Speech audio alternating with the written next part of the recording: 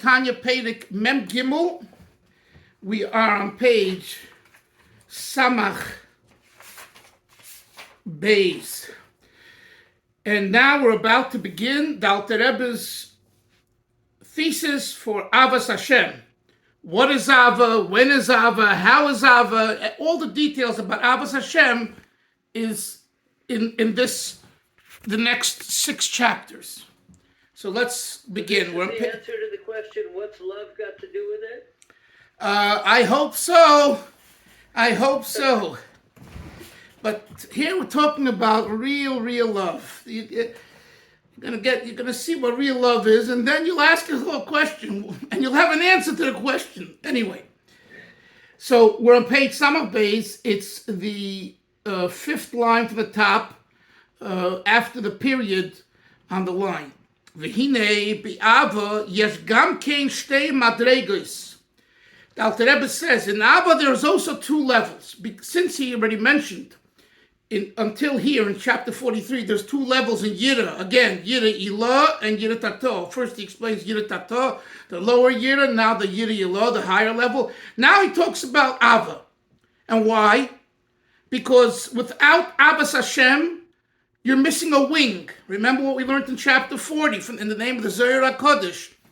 Av and Yira are the shtei kanafayim. They're the 2 wings that make the bird soar. So if you have only 1 wing, it's like you have, I don't know if it's a good comparison, 1 engine on a plane, which is really, you can't fly. It's dangerous and all that. Even 2. But at least in this case, when you have the mode of Ava and the mode of Yira, then your Torah and mitzvahs can soar on high. That's a quote from Zohar. So the Zohar is informing us, you want to know whether or not your Torah and mitzvahs goes to the right place and even soars up to the right place, you have to have Ava and Yira. Hence, the Alter Rebbe is telling us, the potential Beinoni, every Jew, you must invest time in developing awe and love for God. You cannot just do the mitzvah, which again, as we learned in 41 and 42, Kabbalah soil is the foundation. True. But if you stop at Kabbalah soil, Moshe, and you know better, and we do all know better, then we're lacking. We're lacking. Since we know better, and we know that we need the Torah and mitzvahs to be placed in the right chamber. For you, Moshe, it's 1 chamber. For Hillel, it's another. For Isra and myself, it's other. You can't just say, we're all doing Ava and Yira the same way. It doesn't work that way. We all have different feelings. We have all different backgrounds. We have different ways we think. We have different developmental and biological issues and all of that. And therefore, there's a lot of differences. So everyone has to look at these things as an individual. So now the Alter Rebbe says, therefore, let me tell you about Ava. That in Ava, there's also two details. And he says, let's continue. What are they called? Right now, he says they're called Ava Rabbah, which means great love or abundant love. And number 2, Ve'avas Olam, and worldly love. And let me say right here that there's 2 interpretations of Avas Olam. Avas Olam can either mean eternal love, or it can mean a love that comes from the perception of the world. Avas Olam. How does the world perceive God and subsequently have love for God? That's one interpretation. Another meaning of the word Olam means L'olam Vo'ed, forever, eternity. V'avas Olam. The Alter Rebbe is not explaining the Avas Olam from the idea of being eternal. That's not the way he's going to explain it over here, for whatever reason. Elsewhere, he explains it that way, in the context that it's discussed over there. But in this context, Avas Olam means the love that comes from the world. Briefly, before we learn inside, the difference between the 2. Yes. Whoever's on iPad, please mute yourself. Listen, I'm in a class now. Can call me back in a half hour. Menashe, please. Menashe, mute yourself. So the Avas Olam means we're in the world, and we're impacted by the world, and therefore we have feelings that come from this impact. So from our impact, from the world that we're in, we still understand that God is the creator and God has made me and God helps me, and therefore I have a feeling and love for you, right? When you do something, someone does something for us that's nice and positive and important, we love them, we like them, we care for them. So too, the fact that Hashem gives us chayas, and in the morning we wake up and we're able to go to shul and to daven and to learn and to do mitzvahs and to go to work, we say, thank you, Hashem.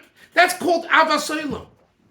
That's a love that's generated from the world, from us being part of the world.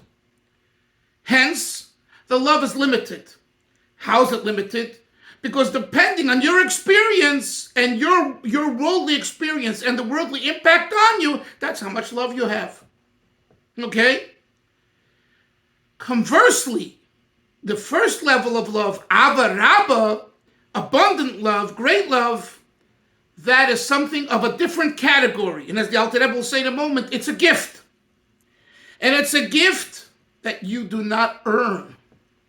You can't create the gift. It's given to you. But if, for some reason, it's given to you, you are in a state of ecstasy and you're not yearning for something. It's an automatic ecstasy feeling that you've been gifted. Understandably, most people don't have this, definitely not on a constant, regular basis, and even seldom. It's just not, it's not in the cards, because we are products of this world as we live the world, and everything's filtered through our worldly perception. So when we hear on the news, ABC, or one of our kids or grandkids tells us about what's going on in Gaza or in the north and all that, right? It's all worldly knowledge. It makes an impact. Imagine someone who's not fathomed at all by the occurrences of worldly experience. It's very seldom do you find that. And I don't mean not fathomed in the way that the person's cold and apathetic and says, I don't care. You know, I'm sitting in my little Hubble in Meir Sharim or Ramat Bet Shemesh Beis over there, sorry, and the hell with everyone else. No, I don't mean that. That's pure wrong, right? No, I mean to say the person says, I do care. I do care. But not because I was told on the news or my friend told me, or it's because God, Hashem, who's the creator of the world, is now in a state of golus. That bothers me. In other words, the perspective is only God. And this follows what we said before about Yira, Yilah, Einoid, Milvadoi, Einoid, etc. It's the occurrences of the world don't make me, the occurrences of the world don't make me any closer or any further from God. Do you hear that, Chavra? I want you to use your head. This is deep stuff. It doesn't make me any closer to Hashem. You see, when we become closer to Hashem or further from Hashem because of what takes place in the world, then our entire filter system is generated by the world, not by Einoid Movade. Now, although most of the time we are in this mode, and most of the time the Beinoni, that's their experience, his or her experience, that's true. And therefore they still develop a feeling for God, an Ava, but it's Avas Olam. It's a worldly love. It's a measured love. It's a limited love. Ava Rabba is a matana milmaila. He'll answer briefly because I want to learn inside what I just said. Yeah, I don't know if it's nogea for today or not, but these terms of Havas Olam and Havas Rabba, we have a shinui, we have a distinction in the nusach between Shabbos and Yom Chol and Birkas Kriyash Shema B'Shachris. Right. And if you could touch on what we're supposed to appreciate and think between the two differences. It doesn't have to be today, but I'm teeing up the question. Okay, very good, and I'm glad you. In my preparing the shir, I came across some verbiage about that, and I'm glad you reminded me. But not now. Bili neder, we will do that. Also, Marav and Shachar. Right. Again, according to certain nuschaos, in Chabad, it's not that way, right? In Chabad, I believe it's the same for chakras and mariv, but for in others, there's a difference. But if and when I explain it to you, Hillel, I'm not going to be justifying all the different minhagim and nuschos. That's it's beyond me at this point. That's for the Rebbe. And maybe the Rebbe does it in one of the sikhs. I could ask around on Shabbos. But the overall idea, the difference between Ava Rabba and Avas Olam, and why it's in the text, that maybe we could talk about, but not right now. Let's go on. Before we go further, is this clear, the difference between Ava Rabba and Avas Olam? Because if it's not, we can't go further, because everything is built on the previous idea. So if you have a question about Ava Rabba and Avas Olam, ask me now. Yes, Moshe. Yeah, Rabbi Dalfin, you said that Ava Rabba is more, let's say, unlimited, whereas Avas Olam is more limited. But I got the impression you said that Ava Rabba is the quote unquote the lower level. No, Ava Rabba is the higher level. Okay, the higher level. Okay. Absolutely. Okay. It's not generated by man. It's a gift that God gives man. Okay, let's look inside now. So first, Dr. Rebbe explains what Ava Rabba is. Ava Rabba, Ava b'tainugim. You make a period there, you stop there. He's going to make 3 points now about the difference between Ava Rabba and Ava Soila. Number one, Ava Rabba is Ava b'tainugim, a love of delights. What does that mean? What does it mean, a love of delights? You know what it means?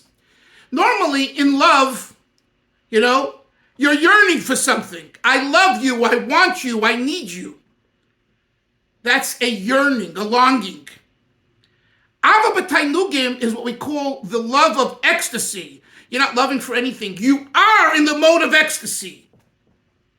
When you experience pleasure, it's at the moment of pleasure, it's not like I'm loving for pleasure. You are in pleasure.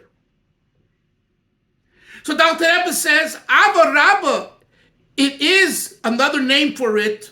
That Dr. Rebbe says it's called in other Svarim and in different places, Ava b'tainugim, a love with delight, meaning a love of delights, a love of pleasure, which doesn't seek to attain love, but it is in love. In English, we use the word, you're in a state of ecstasy. In the state of Ava Olam, you're not in a state of ecstasy. You desire ecstasy. You long ecstasy. You want ecstasy, fine, but you're not in ecstasy. Number two, let's go to the next line. The second point is, V'hi shaleves, it is a flame, ha'oila me'eleva oleo, that ascends on its own, uba milmaila, and it comes from above, b'prinas matona, as a gift, l'mishu sholem b'yira kenoida, only to someone who's already complete in their fear of God and their awe of God, as explained earlier by Yira Yilah, Kenoida Maimer Azal. The Chazal say, quote, it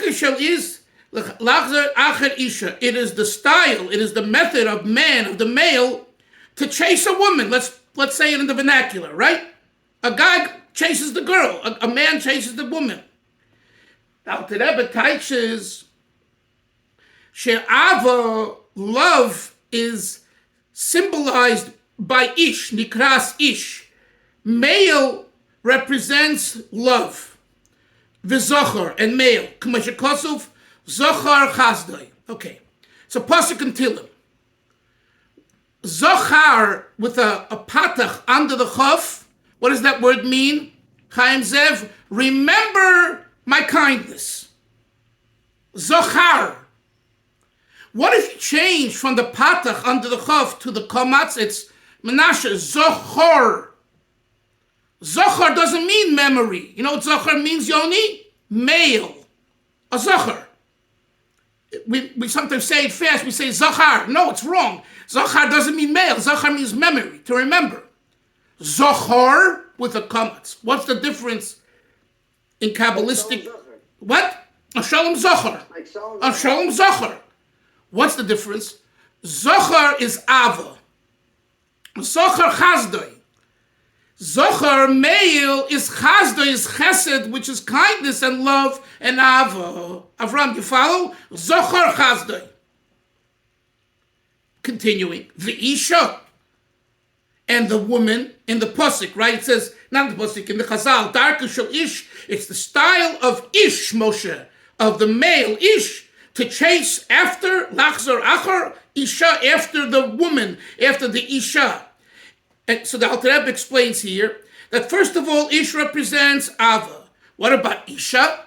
Isha represents Yiras Hashem, awe of God, Kenoida as it's known. Without going into it, Isha represents Yira. So now let's go back.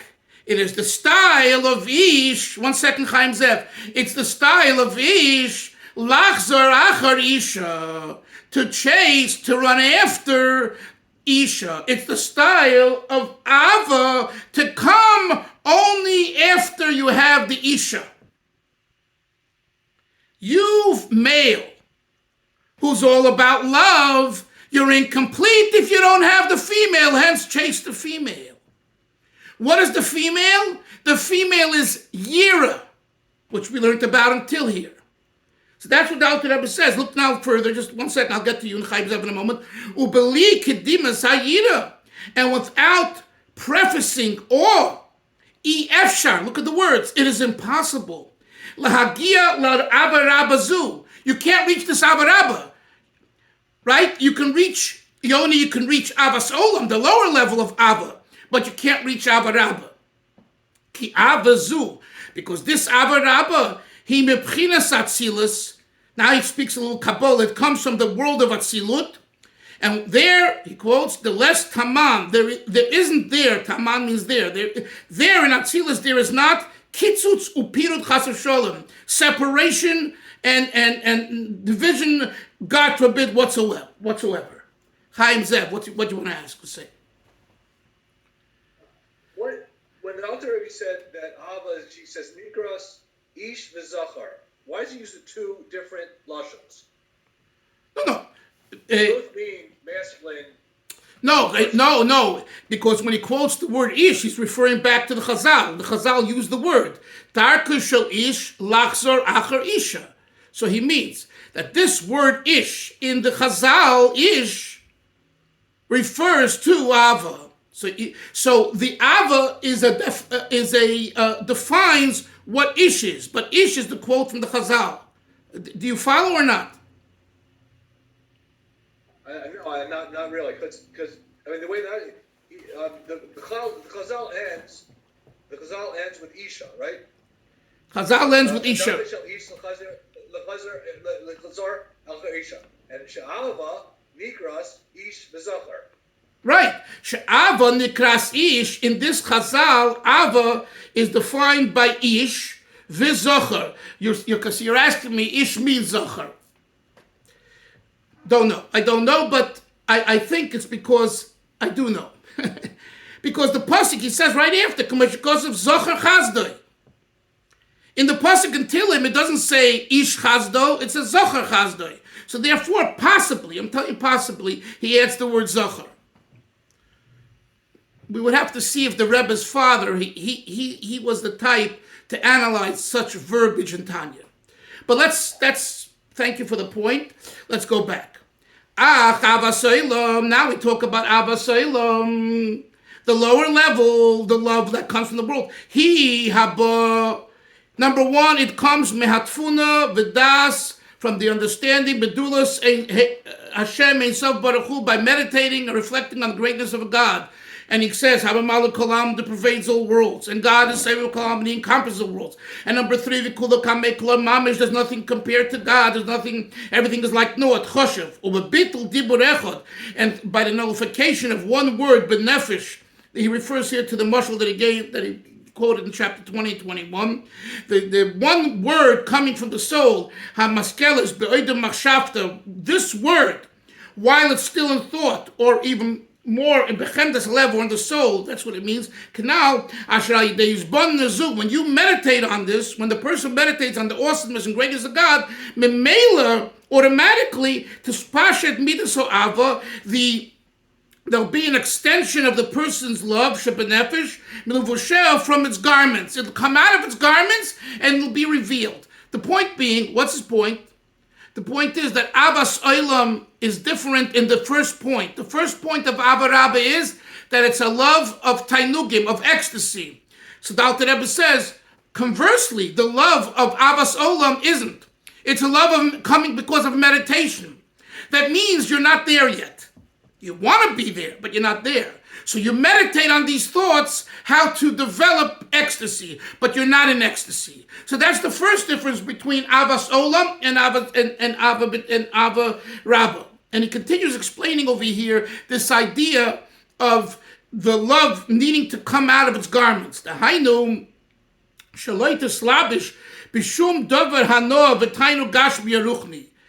You see, the love initially is concealed in some physical or even spiritual pleasure. Right? Something turns you on to God.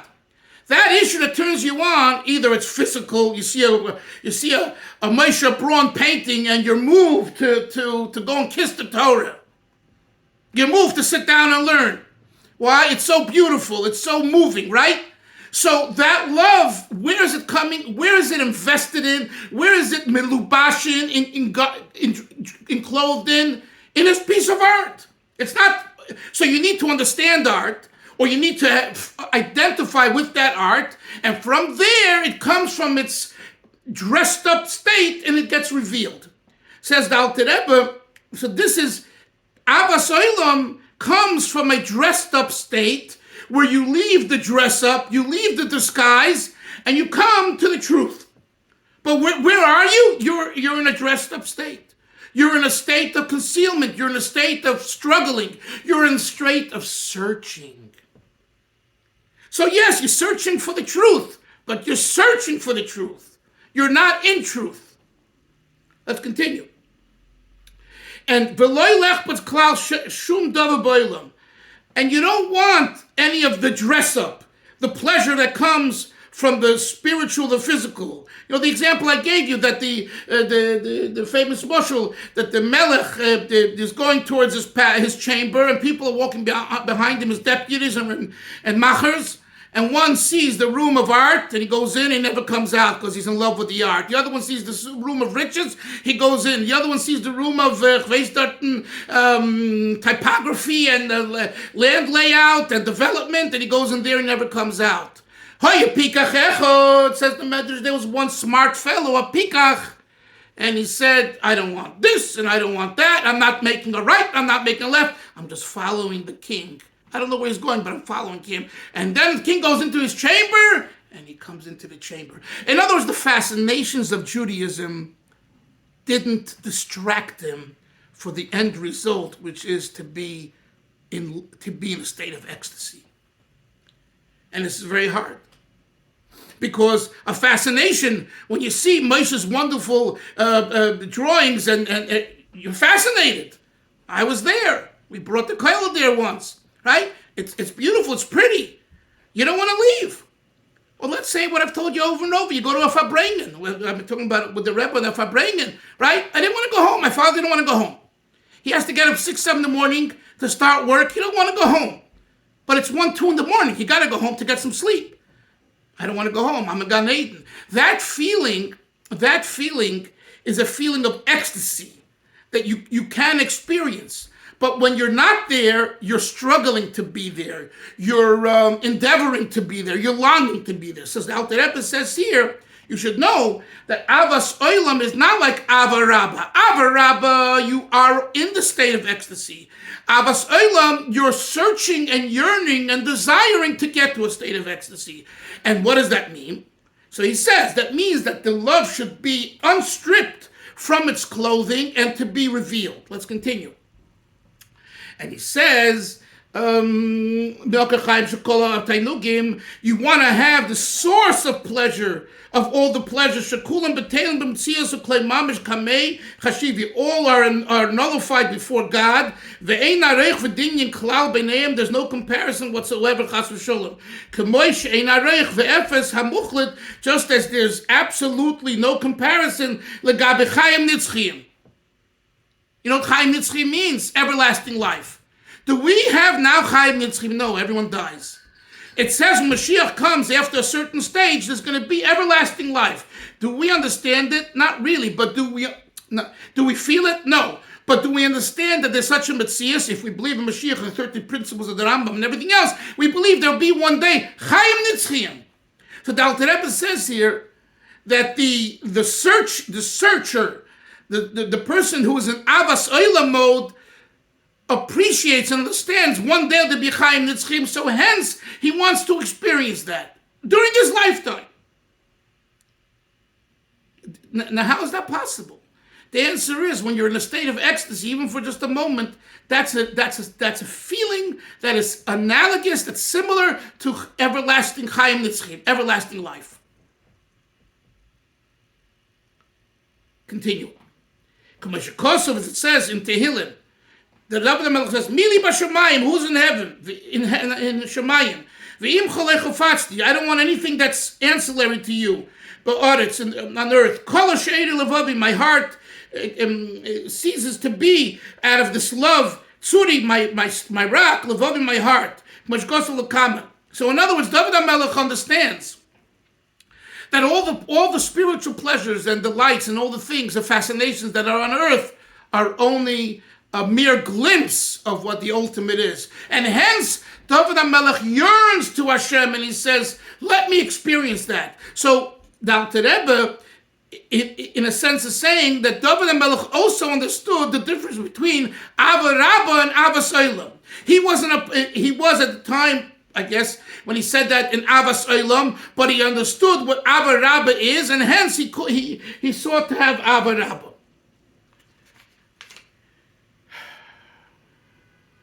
I'll just finish one or a few lines. What about someone whose soul is not invested in this garment, any physical pleasure, or spiritual pleasure?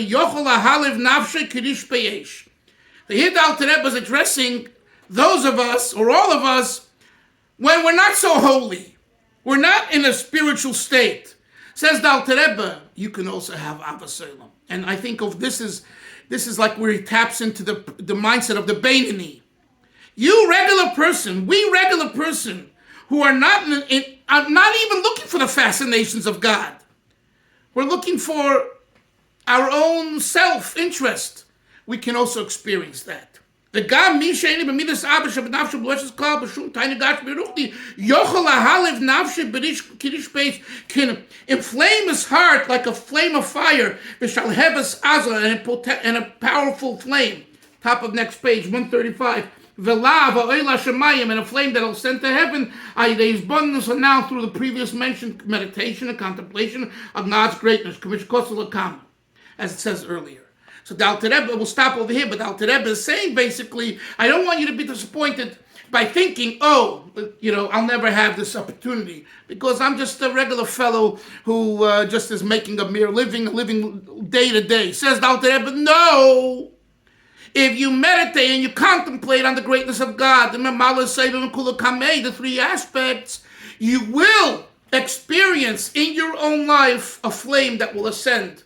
Avas Olam. In other words, Avas Olam is not small change, okay? Moshe, you spoke about the bigger and the smaller. This smaller Avas Olam is not small change. Halavai, we would have Avas Olam on a daily basis. Halavai.